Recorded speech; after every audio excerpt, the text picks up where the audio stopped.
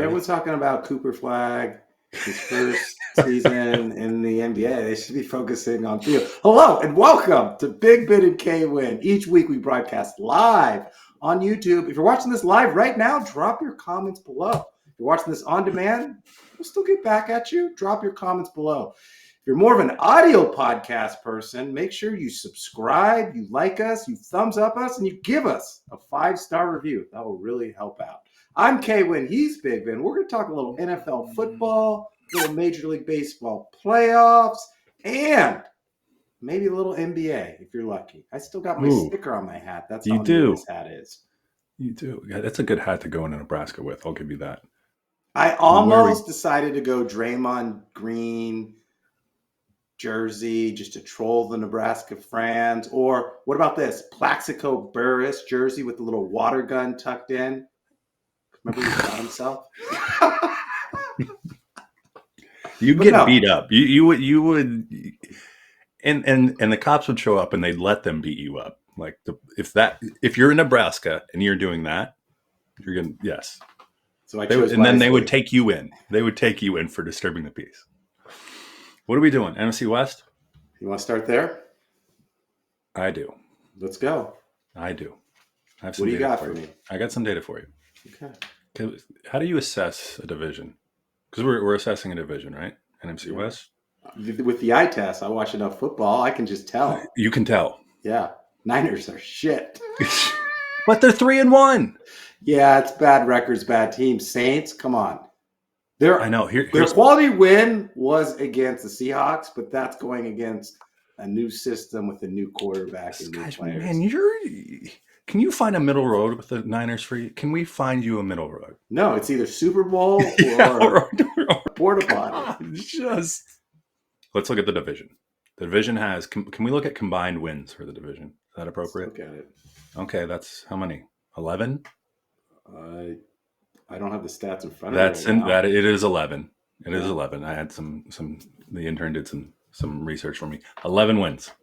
That is the most in the NFL of all divisions combined, meaning that it's most wins the combined teams in their divisions in all of the NFL. The NFC South has 6 wins combined. North 9, East 8. We have 3-1 teams. And yet there you are. Oh, what do you think everyone else is saying? Now, no one sees that. Everyone's going to poo-poo the 3-1 Rams and the Niners and the Hawks. Last week you were down on the NFC West. Are you up on them now? It's relative. This is what I'm saying. It's all relative, right? If you look at it like as a division, you sit there and go, we have 3-1 teams. No one else has that. No one. Granted, we're playing the NFC South right now, but exactly. Let's be honest. It is relative to what everyone else has played against, and we don't make the schedule. If I'm the NFC West, we don't make the schedule. We just go beat the teams that are horrible in that particular division, which is the NFC South. All right. Is anyone in the NFC West in your top 7 teams in the NFL right now? Yeah. They're also receiving votes, but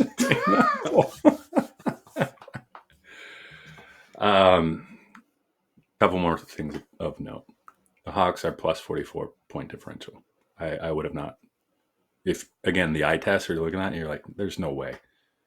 3-1 plus 44. The only other team in the 40s is the Lions at plus 49 in the NFC. Don't poo-poo us quite yet. The NFL is relative, right? We just got to have better records than the other people or the other teams in the other divisions.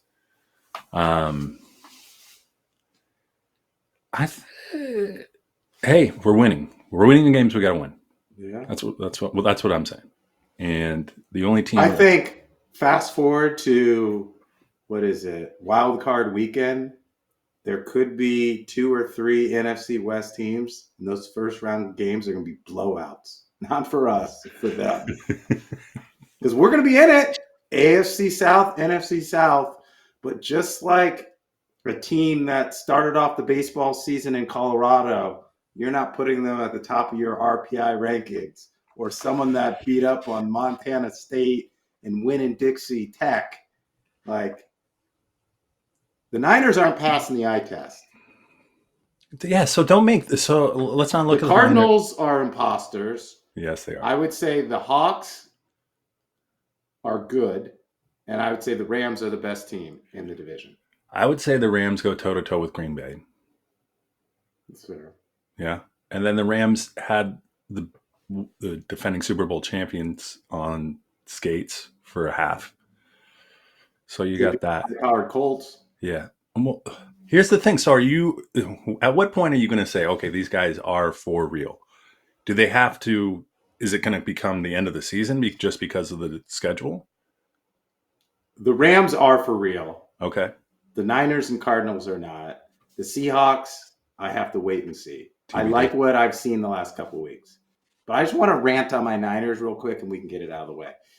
They used to be a running team. They used to pound the football. They used to be physical. They don't have any rushing touchdowns this year. Zero rushing touchdowns. Zero. They are averaging 3.3 yards a carry, and they have Brian Robinson and Christian McCaffrey. No explosive plays. There's no play action. Brock Purdy has 4 touchdowns, 4 interceptions. It is bad, bad, bad, bad. And to make it even worse, their best players are either on IR or in the injury tent. They're waiting in line to get to the injury tent like they're going to a club in New York City. Concussion protocol, the blue tent. There's a Special teams is bad. Field goals, they can't. I'm just not happy with the state of the 49ers. I'm going to say this right now. If the Niners were 1-3 and had just won their last game, you would be captain optimistic. Oh, we're coming back. Don't worry. The schedule is soft. We're coming back. We're going to win the division, and it's the Super Bowl. No, I'm just saying that's the narrative you would have right now. Brock does not look good. I don't know if he's hurt or if he hasn't got enough reps. McCaffrey looks a little like he's aging. Trent Williams isn't opening up any holes. It's bad, Big Ben. I'm just telling you right now, it's bad. It's so bad, I might actually start rooting for the Warriors again. Dude, Bay Area is so bad. You're like the golfer that shoots a 76 and complains about his score. The Niners will be fine. They're playing well. Let's call it weathering the storm. Can we call it that? Yeah, we can. Couple of things of note on the Rams. Puka Nakua's got how many catches? 42 catches already this year. Leading the NFL. How many targets? I don't know. 50. Wow. He is catching 80% of balls that Stafford throws his way. That is efficient. Devontae Adams. Looks good, too. It's only 17 catches, though. He's got a lot of touchdowns. He's got 2 or 3, right? Yeah. But guess how many targets? 25. 35. Only catching half his balls. That is room for improvement. That is what will make the Rams very scary. Because Puka is Puka. If Devontae and Matt Stafford can get on the same, and I think they're going to go more towards a split backfield with Kyron and Blake. I think they've even started running the ball. Yeah. Consistently running the ball. Yeah. No, they'll be really scary. And once Higbee they find a tight end. Rams are the cream of the crop in the division. Niners Rams this Thursday night. Who you got? Rams. Rams by 2 scores. Yeah. Easy. So my takeaway from this past week, we have 3 teams at 3-1. Division is strong. Outside looking in. Don't go inside the blue tent. You'll see injured players. You'll see imposters. However, we're okay. Look at the rest of the NFL. I mean, there's some teams that look at the Ravens. They're 1-3. Their defense is decimated. Bad. Yeah, you could be a Ravens fan. Good. You could be a Ravens fan. So just I guess I'll be the optimist here when it comes to the NFC West. You can poo-poo all the teams other than the Rams. That's fair. I'm just calling it how I see it. Big game, though. Bucs Seahawks. Is that the best team in the NFC South? That's got to be the best team in the NFC South. Yeah. Mike Evans out. Yeah. Good. Baker has 3 come from behind wins. Couldn't do it this last week in Philly. Ibaka looks good. Bucky Irvin's playing well. He's a little dinged up. That's going to be a great game. We might have to do a little instant reaction after that. We do instant reaction on that. Let's call it that. Okay. All right. My Wi-Fi might be off. I might be traveling, but you might have to carry us with the instant reaction. You might get by with LTE coverage. Yeah. Okay. God, you're a pessimist. And then like an optimist in the same. Dr. Jekyll and Mr. Hyde. Ooh, trying to see. Cardinals play the Titans. The Cardinals are going to move to 3-2. Cam Ward can't find it. Yeah. He cannot find it. Titans are bad. God, you're right. We have very favorable scheduling. Very favorable. There's a lot of parity in the NFL right now. Yes. The Texans are bad. Relatively bad. Well, the Texans play the Ravens next weekend. If you asked me before the season, I'd be like, oh, that's going to be a great game. Now, I don't know. There is a lot of parity. I mean, the Giants beat who? They beat the Chargers. The team you called out that they was going to go 5-0 or lose to the Dolphins. Jinxed them. And without Malik Neighbors. Yeah. I don't know how they won. Look at that box score. Like I don't know. Looks like a high school. The Chargers are hurt on their offensive line. Like Herbert's running for his life on every play, and he's scrambling, trying to do it all. Marion Hampton looked well. You called that. They opened up the playbook for him. I told you. Yeah. Give him the ball, throw him the ball, just get the ball in his hands. He's good. Genty looked good too. Genty. Can you do the stance he gives, the Halloween stance that Pete Carroll called it? What are they going to do with Geno? Leading the league in interceptions. There's a Bacon period, I think, and like Jacoby Myers isn't DK Metcalf, and who else? Trey Thornton or whoever else you have out there isn't. Brock Bowers is their number one option. I don't think Geno completed more than 4 passes the 4 seasons that he was the Seattle to a tight end, like non-existent. So that's like below Geno, I think. But Brock is more like a wide receiver. Right. But he's calling a wide receiver then, and Geno throwing the ball. If he's a tight end, he ain't getting the rock. So are Geno struggles on Chip Kelly, or are they on Geno? Well, look at Chip Kelly's, let's say, quarterback tree. The biggest one is Mariota, right? Michael Vick. Was Michael Vick? In Philly. Yeah, sure. Okay, mobile quarterbacks. Guys that can get out, make things happen. You also need your receivers to be able to do that. Geno's not that guy. Geno's drop back and rip. Like that's who Geno is. And probably bad blend. I don't know.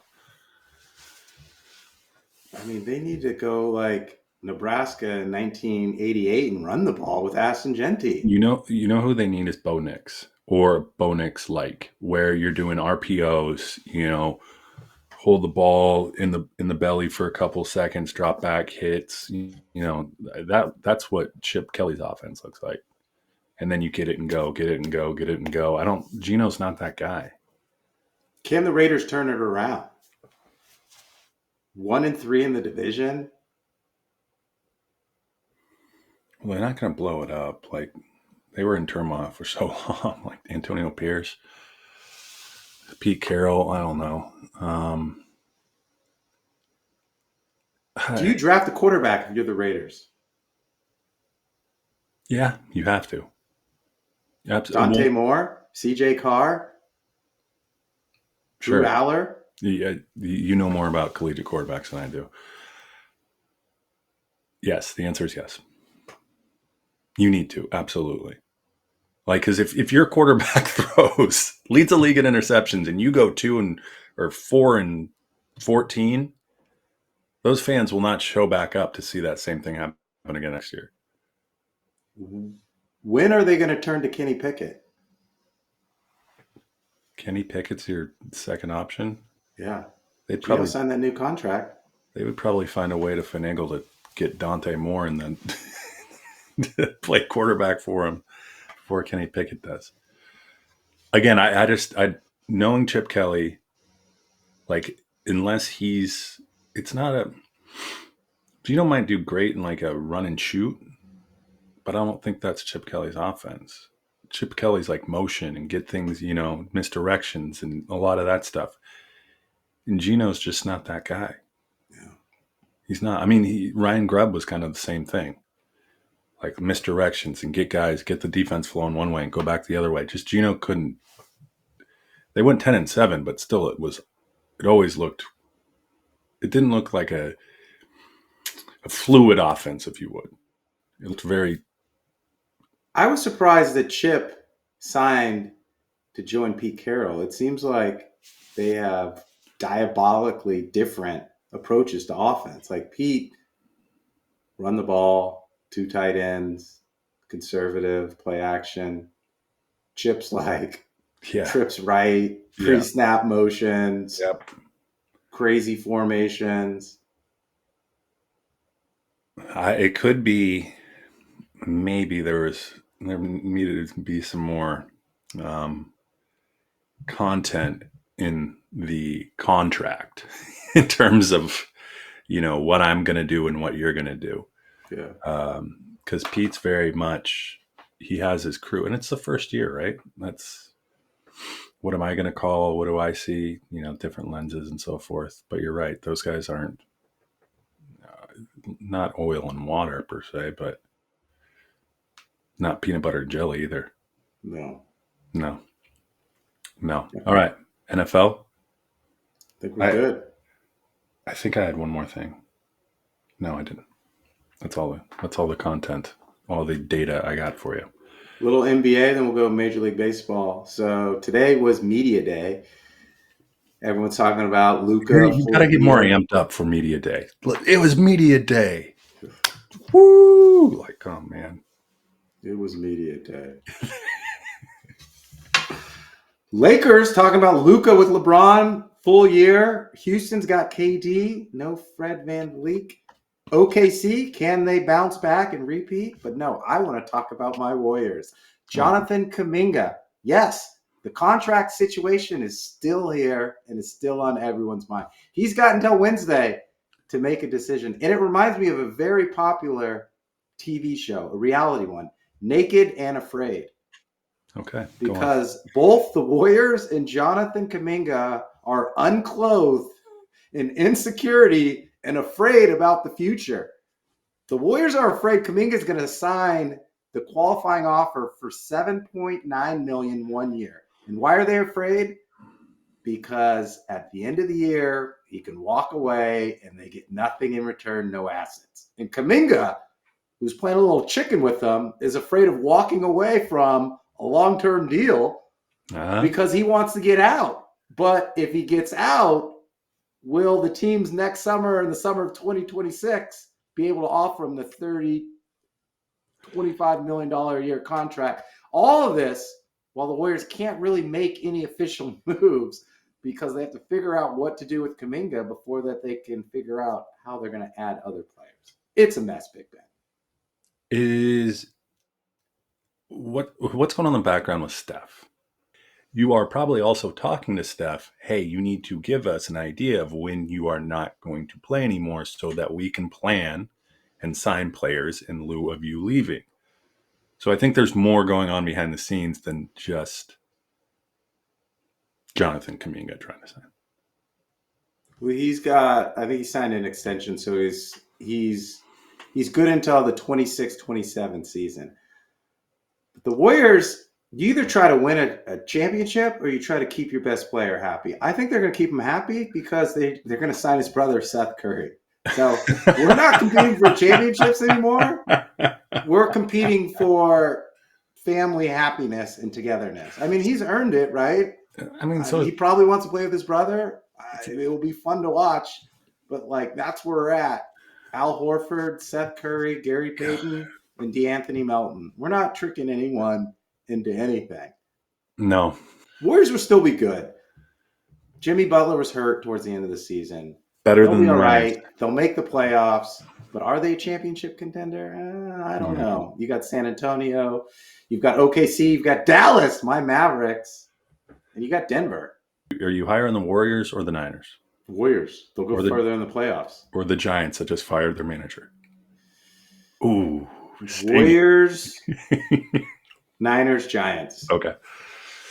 Dallas is going to slow play Kyrie back. So is Cooper Flag going to get more time? Like, are we now moving? So hear me out. Kyrie's still a top, when he is healthy, he's top 20 player. Yeah, it's somewhere in there. That's fair. So the face of the franchise, proverbially, now that Luka is gone, and you also have Ant, right? Not Ant, excuse me, Anthony Davis.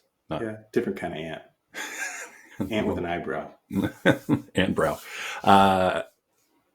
So you have two top 20 players, and then you have Cooper Flag. Who is the face of the franchise? Right now, today, it's Anthony Davis. Okay. Why? And then when Kyrie comes back, it's Kyrie and Anthony Davis.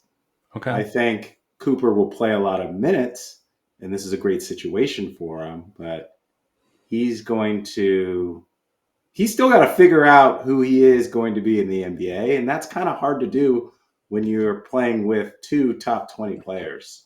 So who is he? He's a Sean Marion type. Play several positions, rebound. He can shoot better than Marion, play good defense. He'll be a 13, 9, and 5 guy. This year. In the future? 20 and 10. 20 and 10 guy. And then 25, 10, and 6. That's when he makes the next step. When he improves his ball handling, gets in the post, can shoot it, can score it. And then it's Luka. See ya. It's all about Cooper Flag, baby. I saw a headline that says LeBron's okay with the contract situation. He's not. Anytime that headline comes out, it means he's not okay. Like, if you have to reassure everyone else that you're okay with the contract, it means that you're not okay, right? I agree. So what do you do with LeBron now?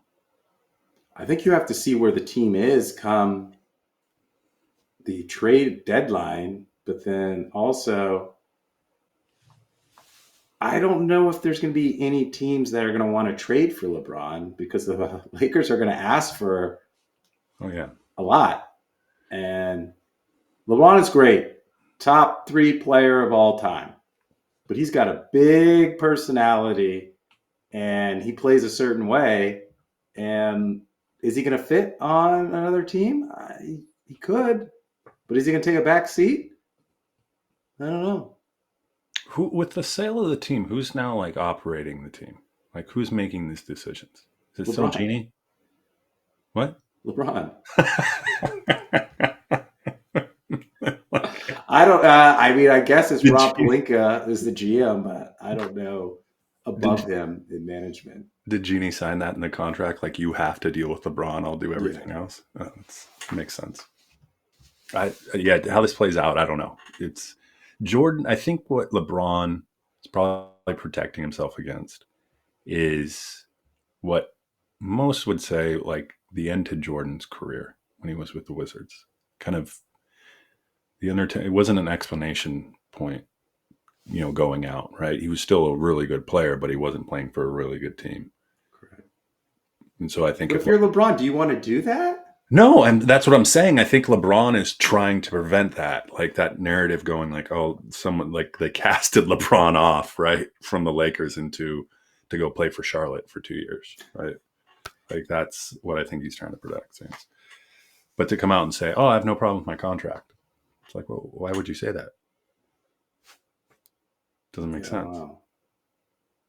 You got to know the right time to hang it up. And I don't think they will trade him because I don't think you can trade LeBron. I think they'll play the season out and then he'll decide what he wants to do as a free agent. Because I think it's easier to sign LeBron as a free agent than trade for him. I'm not trading first-round picks for LeBron, who could come play for our team in the spring of next year and leave the following summer, right? Like, there's no reason to Yeah, mortgage your future for how old is he? 42 he's year old? my age. 41? He's my Yeah. age. Yeah. He's old. He is old. Anything else in the NBA? No. No. You should meet us. Let's talk Major League Baseball playoffs. My Mariners got a home playoff game. You're happy. You set the bar at one home playoff game. So I am extremely happy. And you know what? are you going? You try as you might. If you're not a season ticket holder, you probably did not get a ticket. I thought you were a season ticket holder. No, not a season ticket holder, Okay. unfortunately. So it's secondary market, or you got to know someone who knows someone. You have to But here's the thing: there's so much pent up demand because of it's been 24 years since we've seen a home playoff game. So I don't fault the entire city wanting to go, right? And the cost meets the demand, right? So there's so many people that want to go, bleeds cost. So I'm not going. Where are you going to watch the game? Have not decided. If it's in my own home, that's fine. It's fine. Are you nervous? I'm not nervous. It feels like house money to me still. Like to have a home playoff game and a bye. I'm not nervous. I'm glad we're not playing whoever wins out of the Yankees, Bo Sox. That was best case scenario. So we're playing either Cleveland or Detroit. So I'm happy with that. Cleveland, the hottest team in the American League. And some could say the Mariners are the hottest team in the American League. Take that Dodgers series out, and we are the hottest team in the American League. I mean, that doesn't scare me. What would scare me is you have Boston, who's been there before, Yankees who have been there before. None of those Red Sox players have been there before, except Bregman. The franchise. Bregman scares me. Bregman scares me. He scares me. The Guardians should scare you. Oh, well, don't try to intimidate Jose Ramirez. Guardians. Get out of here. Get out of here. He's got the team playing hard-nosed baseball. Agreed. They're good managers, either of them. I give them that. But I'm not scared. We're playing at home. I went on Wednesday when we did we clinch Wednesday? Maybe early Thursday we clinched after the Detroit Tigers. The place is nuts. Just going nuts. 3 home runs in the first inning. People were going bananas. We are so... I've said this. After that Victor Robles catch, there's something to be said okay, it might be our season. Say that about the Guardians, too. You see that run they had in the Central? They were 11 games out of first place. They rallied their first place in the division. Hard-nosed baseball. They know how to move runners along. Great bullpen, great defense. Blue-collar city, blue-collar town. I'm just saying. There's 3 movies made about them. I'm just saying, look out. Okay. This is coming from obviously, what is coming through right now is coming from a gentleman who loves his Giants, and Bob Melvin just got fired after 2 years, and he's watching 2 other teams in the division, in the Dodgers and the Padres, compete in the playoffs. That's what's happening right now. And I'm upset at my Niners. I'm taking down on you. You are spicy tonight. That's what my daughter would say, Dad. Spicy. I'm excited. I think it's kind of interesting because I asked my buddy, I go, would you rather have played in the wild card, hosted the wild card, and won 2 out of 3, and have momentum? That's right. The Mariners are going to be rusty. Well, that's what I'm saying is I would have rather watched a few wild card games at home. That would have been nice. That would have been nice. But here we are in the ALDS. Everyone we rested. There's no chance of injury. You can set the lineup, set the starters. Yep. You got everything working for you. If and the interesting part, if the Tigers win, Skubal might actually pick twice if you went full 5. You guys actually rake against Skubal. You beat him twice this year. We smoked Skubal, but he's still a Cy Young guy, and he's a Seattle guy, so you never know. Who do you got? Because I look at the NL. The NL is there's so much more intrigue. Like, I doubt they would air like the Mariners versus the Guardians or Mariners versus Tigers with the other games that could be potentially played with like Dodgers, Phils, Pods, Brewers. Like, that just seems a little more intriguing to me, wouldn't you say? I'm going Yankees, Phillies. This is the year Aaron Judge Yankees. goes bananas in October. He hasn't really hit that well. He hasn't really done that much. He's done a lot during the regular season. This is the year he breaks out and carries the Yankees. The Bronx Bombers, that's all they do is bomb. They got Rendon. They got Max Fried. The bullpen's doing better. Schwarber, Trey Turner, Bryce Harper, Castellanos. There you heard it here. I should just move east. Phillies, Yankees, World Series. Do you see this? We were a West Coast podcast at one point, and then all of a sudden you're saying the Phillies are going to play the Yankees. If I picked your team, you would say the K. How about this? I like this. How about I'm doing you a favor by not picking your team? I like this series. Probably the two. If you're Rob Manfred, you do want the Phillies versus the Yankees. How about a little Brewers Mariners? That would be great. That would be great. Oh man, that would be good. I would love Mariners Padres. That way you can come down and visit, and then we go to a Pods game. Let's do it. I either of those sound fine. So we kick off what, Tuesday? Wildcard game. Saturday or Sunday would be game one of the ALDS. Correct. Great weekend. We got Niners Rams Thursday. We got playoffs Saturday. We got Buccaneers Seahawks Sunday. Whew. Feast. Yeah. Feast of goodness. Oh, I can't wait. We got Kuminga signing a contract Wednesday. Big week. A generational golden doodle. Theo got third place in Doggy Olympics last week. We're talking tunnel runs, broad jumps, triple jumps. My boy is ready for the Westminster Dog Show, sponsored by Purina. And I was thinking about this the other day. I kind of know what Gloria James felt like the first time she saw LeBron play basketball. I have no idea where you keep your 400 hats. Where? I have in my closet. Storage unit? You have a separate storage unit?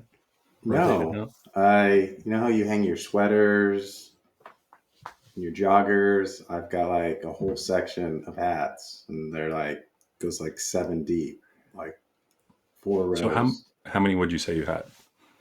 Let's see, 1, 2. I mean, I'm probably in the 40s. I have a hat problem. You had to find a hat problem. Like I don't know. I have a hat addiction. I do too. It's okay. Like, there's a meeting for that. It's one thing to get hats from teams you support and you like, and there's fandom. I kind of just get hats because I like the colorway, or I'm going to a game this weekend in Lincoln, Nebraska.